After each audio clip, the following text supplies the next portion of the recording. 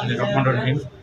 আজকে আমরা উপজেলা ইউনো মহোদয়ের কাছে উপস্থিত হয়েছি আমাদের গড়ের বাকেরগঞ্জ উপজেলা শাখার পক্ষ থেকে এবং বিভিন্ন তৃণমূলের নেতাকর্মী আসছে।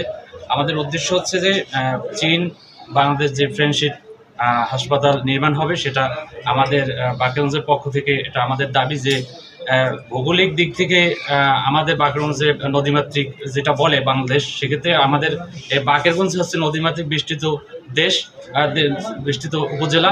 তো সেক্ষেত্রে আমরা চাই যে বাকেরগঞ্জবাসী অবহেলিত স্বাস্থ্য সেবার ক্ষেত্রে বিভিন্ন দিক থেকে সেটা আপনারা অবগত আছেন সবাই যে চিকিৎসা সেবা তেমন একটা ভালো কোথাও পাওয়া যাচ্ছে না। সেক্ষেত্রে আমরা উন্নত চিকিৎসার জন্য এই ফ্রেন্ডশিপ চীন বাংলাদেশ ফ্রেন্ডশিপ হসপিটাল যাতে এই বাকেরগঞ্জ প্রতিস্থাপন করা হয়, সেক্ষেত্রে আমরা এটাই দাবি করব। এই স্মারকলিপির মাধ্যমে বাংলাদেশ যে উপদেষ্টা ডক্টর ইউনূস সাহেবকে আমরা অবগত করতে চাই যাতে অতি সত্বর যে 3টা হাসপাতাল আমরা জানি যে 3টা হসপিটাল বাংলাদেশে হবে। তো সেক্ষেত্রে এই দক্ষিণবঙ্গে তথা এই বরিশাল বিভাগের ভিতরে এই বাকেরগঞ্জে যাতে হয়। এবং এক জায়গায় আপনারা জানেন যে একটা সেনানিবাস আছে, তো পায়রা বন্দর আছে, তারপর এই যে 6টা যে জেলা আছে এই 6টা জেলার প্রাণকেন্দ্র হচ্ছে এই বাকেরগঞ্জ।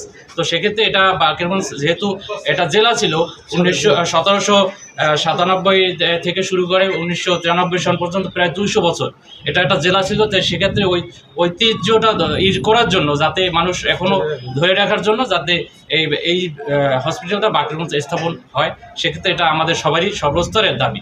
সেই দাবিটাকেই আমরা এই ইউনো মহোদয়ের কাছে তুলে ধরতে চাই।